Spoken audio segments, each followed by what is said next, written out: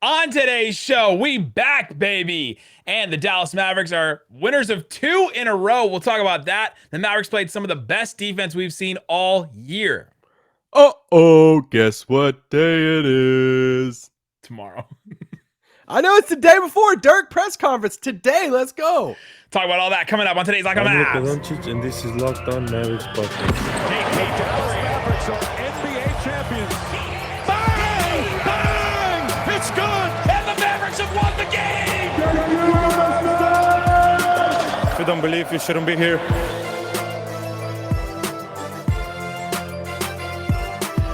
And welcome. You are locked on to the Dallas Mavericks. My name is Nick Angstadt, media member and NBA channel manager at the Locked On Podcast Network. Back from Florida, rural Ohio, wherever I went. I was gone for a long time. Back now. Thanks for making Locked On Mavs your first listen every single day. Remember, Locked On Mavs is free and available on all platforms, including YouTube, where you guys got us to 9,000 subs. Just right after the new year started.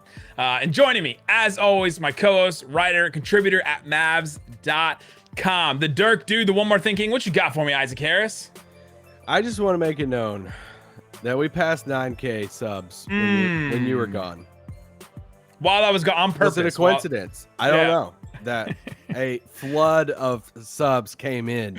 We finally got the push we needed. Everyone was like, dang, that guy's finally gone. I did get a few tweets. It was like, ha, you passed 9 when Nick was gone. I'm like, I mean. Good morning, Isaac.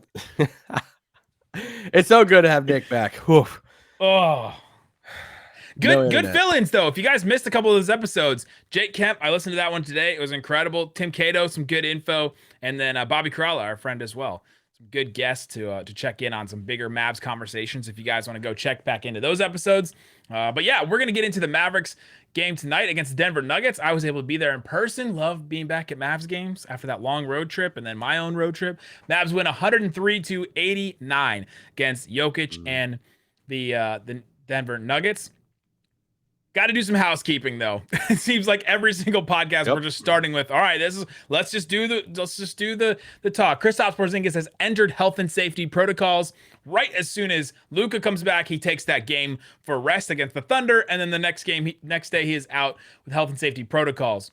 So he is going to be out for a little bit. If everything goes well, he may only be out 5 days though. So the way that the NBA has sort of changed these rules around now, and the CDC has changed the recommended amount of days that you're supposed to be out to 5 now, or quarantine to 5 now. It changes stuff for the Mavericks. And so if he's asymptomatic or he tests negative, then everything should be fine in just a little while for him. So we'll give him a little bit of a break, I guess. But Trey Burke also warmed up against he was warmed up before the Denver Nuggets game. He should be back on Wednesday.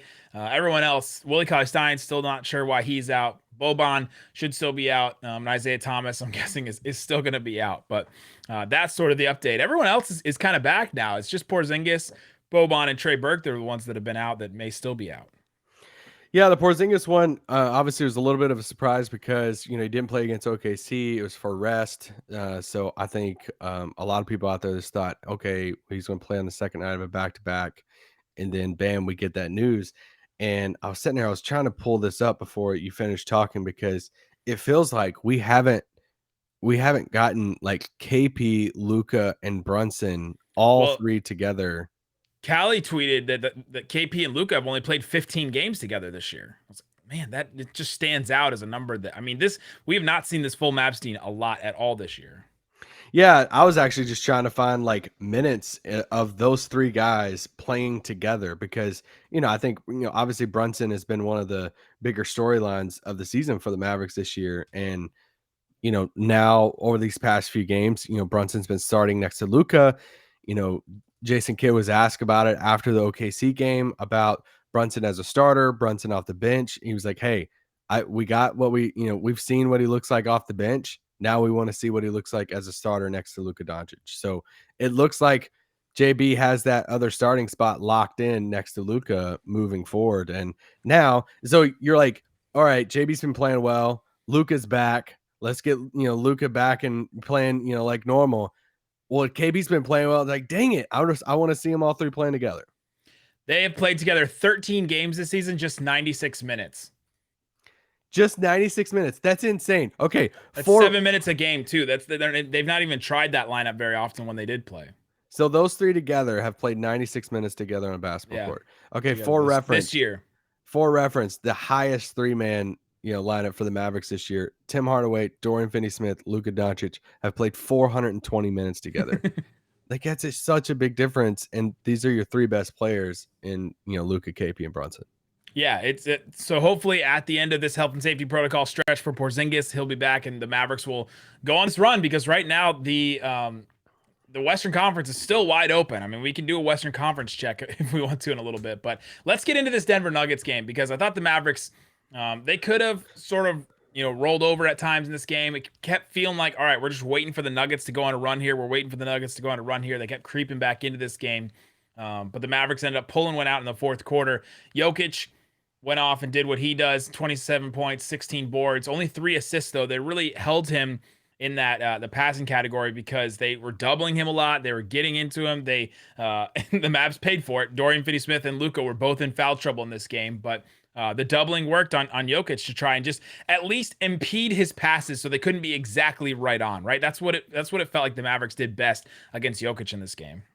Yeah, I mean, I think a lot of us was kind of scared seeing Dwight line up against Jokic. Dwight has gotten torched by Jokic in the past, and I thought Dwight played him this year. Like the Mavs' first real bad loss they took this year was against the Nuggets. That's still in the past, Nick. It was last year. It was last year. So last year.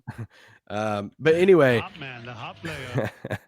So I was a little worried, but I thought two things. Yes, they doubled well. I thought they had a very good defensive scheme for Jokic and for the Nuggets tonight. Even Dwight Powell was the guy who what would be called the headset game for it's not podium game because it's whoever gets the Bally Sports headset to talk to Mark. And then what did they used to give the belt, the defensive player of the game belt?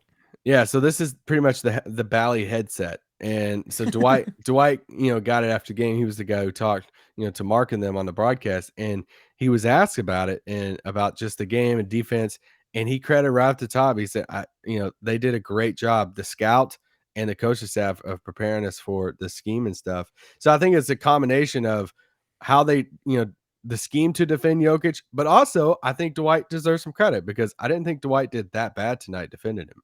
Yeah, no, and let's be fair to this Nuggets team. I mean, their starters were Jokic, Aaron Gordon, Will Barton, and then Facundo Campazzo and Austin Rivers. And coming off the bench, Bones Highland played pretty well. Davion Reed, Bull had some moments. JaMychal Green. So this is not the full Nuggets team, and we know this. Those it's guys not the full Nuggets team, but it's not like they started Carlik Jones out there. It's not like Wes Iwundu. They did play him though. is their starting right. three. Let's just be fair to who was out there for the Nuggets, but the Mavericks did a good job with who was in front of them, and the Mavericks didn't have everybody. Porzingis obviously didn't play in this one, but yeah, the Mavericks did a good job scheme wise. They schemed against Jokic. They doubled him when they could. They tried to make other guys beat you. All right, let's make Austin Rivers beat you. Okay, first play of the game, charge against Jalen Brunson. Okay, let's make Campazzo beat you. Well, he can't really get around. He can't really get through a lot of guys because he's smaller than most of everybody else on the court. Let's make Aaron Gordon beat you. Okay, well, he's going to get a couple of his dunks, and he took out Dorian Finney-Smith in the first quarter of this game. But he had a couple of good turnaround jumpers, but he's not going to light him up. So it was make everybody else beat you, and the Nuggets just couldn't come up with it. Yeah, Aaron Gordon had a good first quarter, and I was like, dang, he had that nice dunk in the lane, fell down, wanted to foul, didn't get the foul, but oh well. That's the story of the Nuggets tonight. Wanted to get the foul, didn't get it. Holy crap, dude. I don't watch a ton of Nuggets games, but I mean, it felt like from the start they were pissed. And it's like, I don't know. Did someone pee in your Cheerios this morning? The whole team was just mad. And Campazzo's the guy that I respect him because I know he's like Salah. Shout out to this Salah story, but he's like the guy. Salah Mejri used to be on the Mavs a while ago. Look him up, legend. So, but he's the guy that you're like, man, he's annoying to play against. But you're like, yeah, I know if he was on my team, I'd be all done. Luka tried to back him down 4 or 5 times in this game because he's like, oh, this guy's small. He's what, like not even 6 feet. So I'm just going to back him down and back him down. It's a mismatch for me. It wasn't like Campazzo did not back down. It did not like give way to Luka's post ups. And so it was just enough. It gave the Nuggets just enough time to send a second helper over to stop Luka. And so none of those post ups from Luka on Facu got like anywhere. Like they didn't go anywhere at all. So credit to him. But coming up, let's get into how this team played offensively, because we're starting to see with Luka back now 2 games, we're starting to see a marriage of the ball movement we saw without Luka and the ISO heavy stuff we've seen and come to know and love at times with Luka. So let's get into that and how it's changing for the Mavs coming up. But before we do, let me tell you how to save some money. That's right.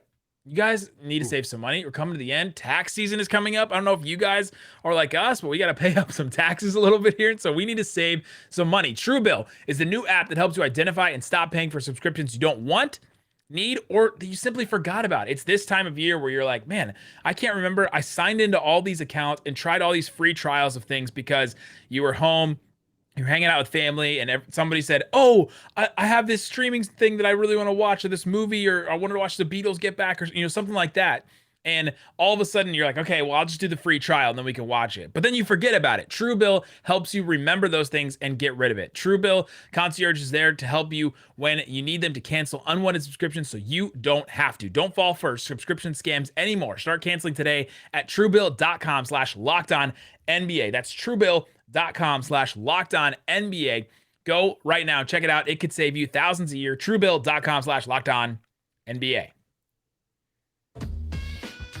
All right, Isaac Harris, let's get into this game. Again, the Dallas Mavericks get the win 103-89. The Mavericks are now 19-18 on the season. They move up to 6th. And Kirk Henderson tweeted this out after the game, I thought was big. Like, this is huge for the Mavericks. This win is not just a singular win in the win column. The Mavericks now have won the season series against the Denver Nuggets.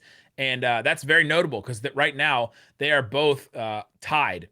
And so if they finish tied, then the Mavericks should move up ahead of the Nuggets, and that's a big deal.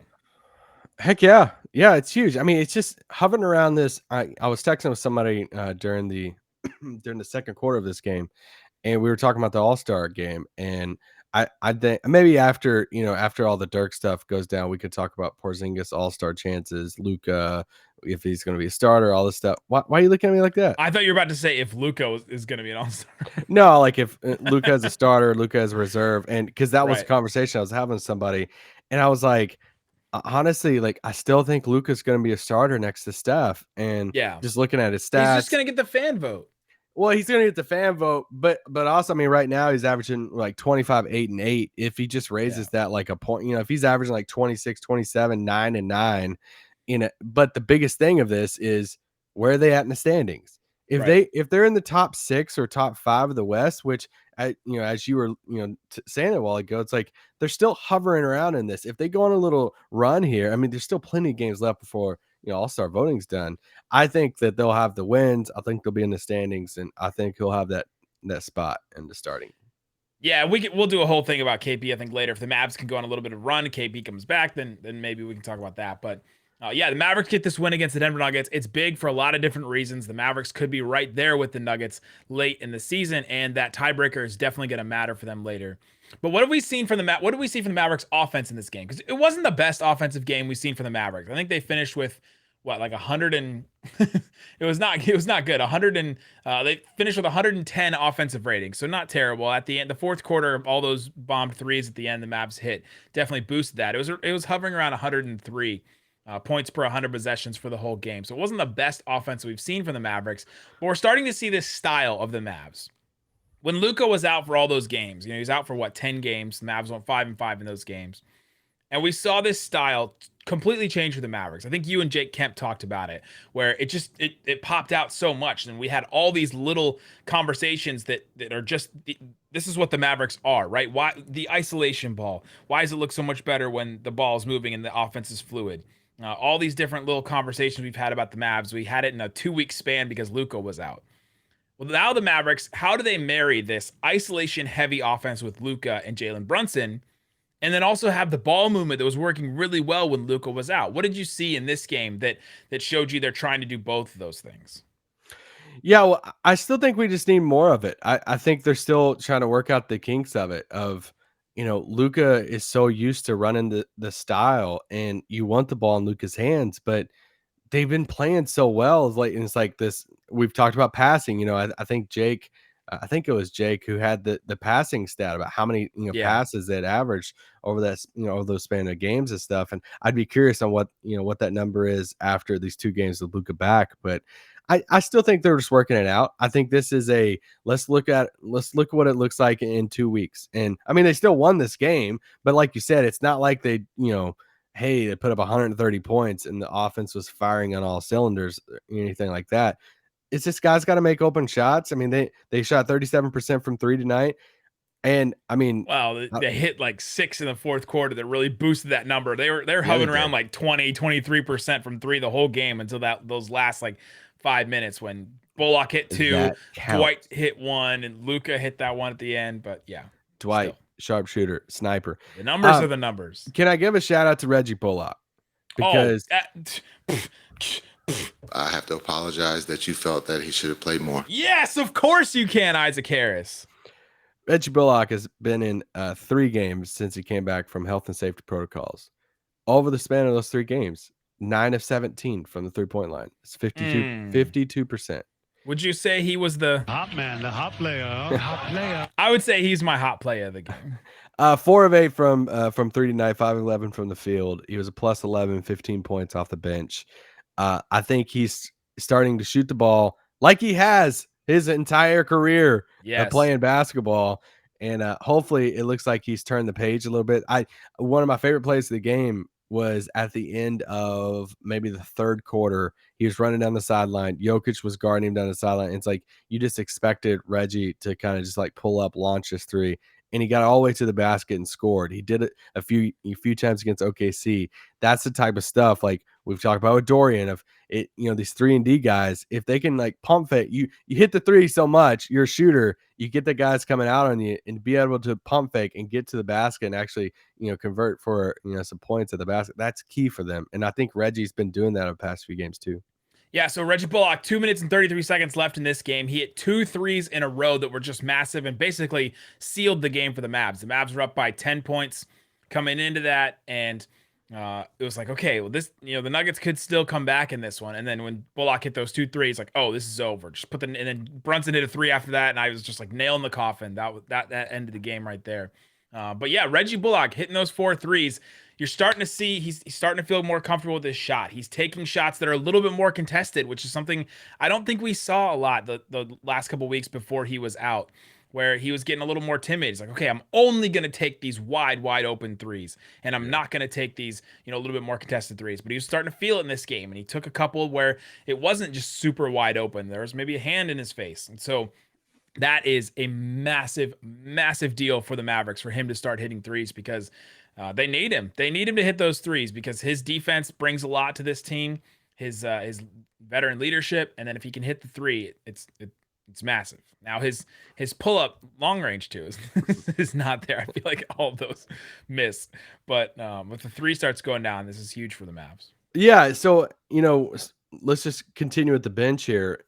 Especially with the wings and backcourt. I text you at the beginning of the game. I was like, well, I guess Frank is not playing in this game. And it's just interesting. We ask all these questions, when the hardship Mavs were there playing and, whenever these guys come back, what's the rotation going to look like? Yep. We watched Frank start, these games, alongside Brunson and going from starter to now DNP-CD for him, Josh Green played 16 minutes against this game, but Sterling Brown played 10.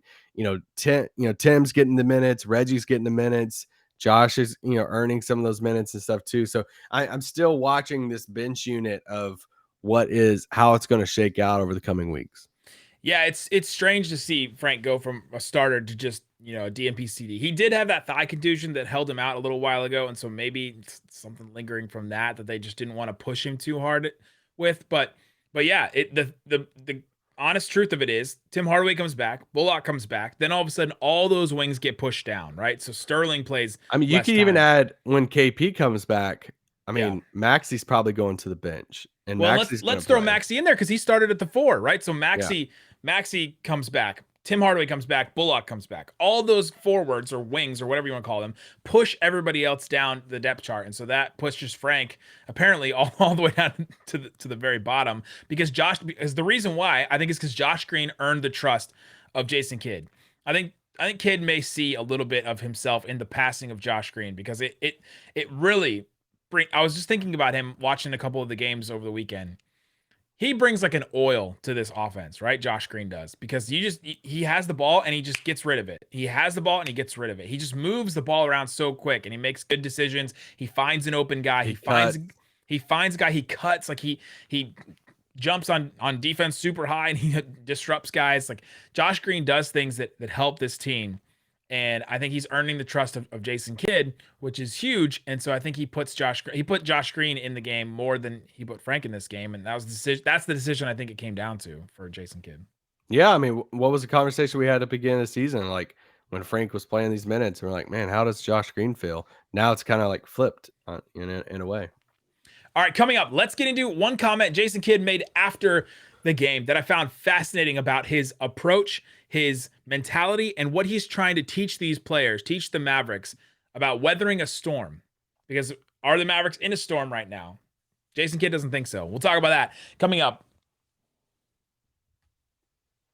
All right, Isaac Harris, thanks for making Locked On Mavs your first listen every single day. Now make your next listen Locked On Now. The Locked On Now podcast and Locked On Now on YouTube has a nightly recap of every NBA game with analysis from our local experts. Listen to Locked On Now on Apple Podcasts, Spotify, or watch it on the Locked On NBA YouTube channel. All right, Jason Kidd had a couple of comments after the game.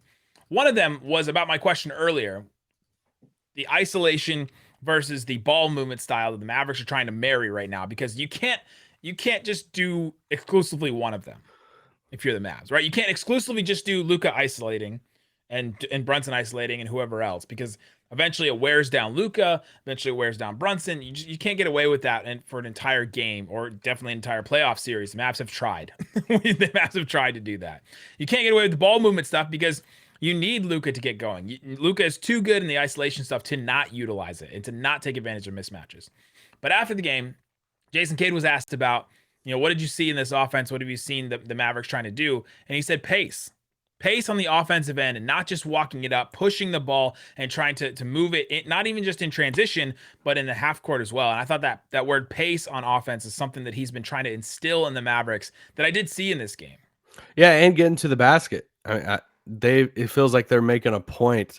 I know there's some numbers out there and stuff too that will show this, that Mavericks are getting to the basket, getting to the rim, more of these past few games than they have previously. So it's huge whenever they can do that, because then it opens up the outside. We just got Luka's just got it. There was a play tonight when he tried to drive past JaMychal Green, and I haven't seen a more obvious foul on someone trying to stop somebody from driving, and it was not called than that. Anyway, that's just random note there. Yeah. So I think that the pace was something that we definitely saw in this game. We saw the Mavericks not just walking the ball up, not just trying to slow it down, isolate, find the mismatch, right? It's not as slow, so you can try to catch the defense off guard. I think that's something the Mavericks have tried, and they got some pretty good stuff out of it. The other thing that I thought was interesting, our friend Kevin Gray asked a question about Jason Kidd. What are you telling this team about weathering a storm right now? How are you instilling confidence in this team, even though they're going through this hardship or whatever he said. And Jason Kidd said, I don't think there's a storm. I don't think they know there's a storm right now. These guys compete to win. And I found that comment really interesting, because it's not that he's oblivious or that these players are oblivious to, okay, well, we're missing guys, because this Mavericks team is different every night these last couple of weeks, right? Somebody's out. Luka comes back. Luka is out for 10 games. Then he comes back in, and Porzingis is out the next night. And then Tim Hardaway and Bullock are back, and Burke goes out. And it seems like there's just cycling through these different guys. You could see it as a state of turmoil, and you could take it into your psyche. You could take it into your mentality of, all right, well, we should lose this game, or we should go in and feel bad for ourselves because, we're down bad and the guys are out and all this. He doesn't say it. He doesn't see it that way. We're seeing completely positive, like This is a positive world. we're seeing completely positive world kid in this, saying there's not a storm.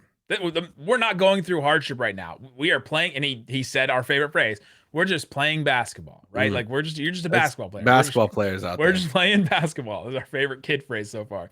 But he said it's not a storm. They're not looking at it that way. They're looking at, all right, next man up. You guys just come in. You play with who's around you. You play with who's available that night.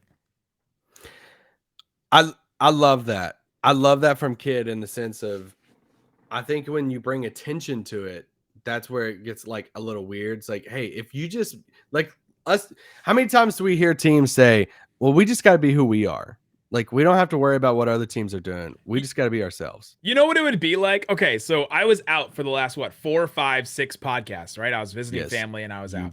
If every single like segment or every single break you said, I know we're without Nick, but thanks guys for listening to us. If you kept we're struggling today, Nick's not right, here. Yeah. If you kept bringing attention to it, then it would just make it seem like a bigger deal. Instead, what you did was awesome, and you rolled with it, and you're like, all right, this is our show. This is still the show, and you did a great job with the guests and the guys that you brought in and all that. And so I think that's what this Mavericks team is trying to do. They're trying to be you hosting the show. They're trying to do the best with what they got. Cato, Marquise Chris. And not even see it as he compared himself to Marvin Bagley, I think, in the episode. He didn't want to spend time in Sacramento. But to not even look at it as a storm, to not even look at it as, all right, we're going through a tough time right now. And just to say, let's just focus on what's in front of us and continue to compete, I thought was really interesting. And it gave us a little glimpse into what Kid is trying to say to this team and how he's trying to, get them through this storm, even though he's not even considering it one. Even though it's not even a storm at all. It's not a storm. It's not a storm. This is a positive world. There are no storms. I wanted to bring up something about Jalen Brunson, and Mark Followill said this on the broadcast because I was literally gonna look it up, and luckily he said a stat. Jalen Brunson, 6th in the league in drawing offensive fouls. Oh, he's the charge king. I know, but I'm like, okay, we obviously watch Brunson, every single game. A lot of you, do too. So it feels like eye test here. It's like, oh man, Brunson, man, he draws charges all the time. But you're obviously not watching every single game of every other team too. So to hear that, I'm like, okay, well, my eyes are not deceiving me. And I sent out a tweet during the game, and I'm like, I believe it. He went to the school of Devin Harris. He learned this from Devin Harris of how to draw charges. And Berea. And JJ too. Like he's great at it. His selling, I think he's mastered selling because it's not like they're not like obvious flops, but they're a sell job too, some of them. And I'm like, you're so good at this. You know what there is? There's a rhythm to it, right? Like there's a little rhythm to drawing a charge because it has to be, it has to be like fall, right? It can't be like fall, like at the same time. It has to be fall. And there has to be like a little beat in the middle there. And I think Brunson has kind of got that down where, it plays off like, okay, it was definitely a foul. And he got that one early at the first play of the game, I think was on Austin Rivers. And then a couple more in this game. I think he had another one against Barton. Like he just continues to get these. Brunson I thought struggled in this game. Since we're talking about Brunson, with the length of Aaron Gordon, Will Barton, and Jokic, that whole amalgam of, all right, we're going to get switches and we're going to screen and roll and all that kind of stuff. I think anytime he was matched up against any of those guys, he struggled with the length, and he always struggles with length. It's just one of the reasons why he was not great in that Clippers series. And so he went 4-14 in this game, but he found other ways to contribute in this game. But I thought he struggled with that length a lot again. That's the calling card for Brunson. That's the thing you have to. Brunson can finish out the season playing amazing. But if they get into a matchup, if they're playing the Suns in the playoffs and they say, you know what, instead of Mikal guarding Luka, we're going to put Mikal Bridges on Jalen Brunson. And then we're like, holy crap. And just take him out. Can he do this against length? That's the biggest question. I do want to point out my favorite play of the game was the Marquise Chris block on Bol. Incredible. Shout out to Bol in his really small shorts.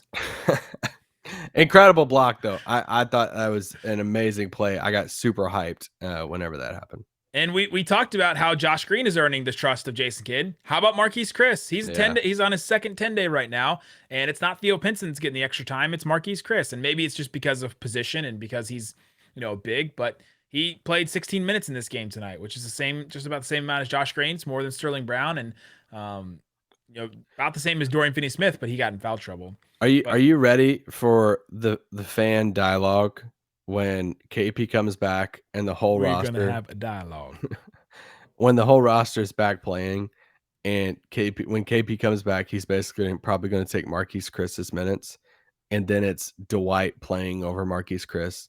I think there's going to be a portion of the fan base that's going to be pretty upset. Yeah, we'll see. I'm not sure I'm even there where I'm like, oh, he's definitely better than Dwight. Are you? All right. I think it's time to look We disagree forward. on this. I think it's time to look forward to Dwight had another good game in this one. He hit a 3. He hit 4 free throws. 2 of them were really big late in the game. He does stuff. Like he's a good NBA player. He's just not a starting center. This is the thing we've said with Dwight a million times over. But I'm not sure Marquise Chris fills in as that starting center either. So is he that much better than Dwight Powell? I'm not sure. Well, one, I don't even think either one of them should be starting. I'd start Maxey and KP. I'm just saying if Maxey and KP started, if I had to pick one to come off the bench for 15 minutes, I think I know that choice right now, but interesting. Tomorrow, Kid has played them together, so maybe he'll choose all of the above. Tomorrow, Dirk Nowitzki press conference at the American Airlines Center. You can watch that on Mavs.com. They're going to be streaming that. We'll have coverage 1 p.m. by the way. 1 p.m. Central Time.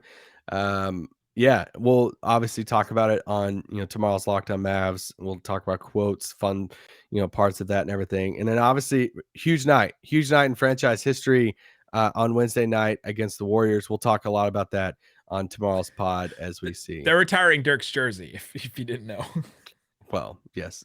We didn't say it yet. I just don't. Maybe somebody doesn't know. Honestly, doesn't matter if they win or lose. We just care about Dirk. No.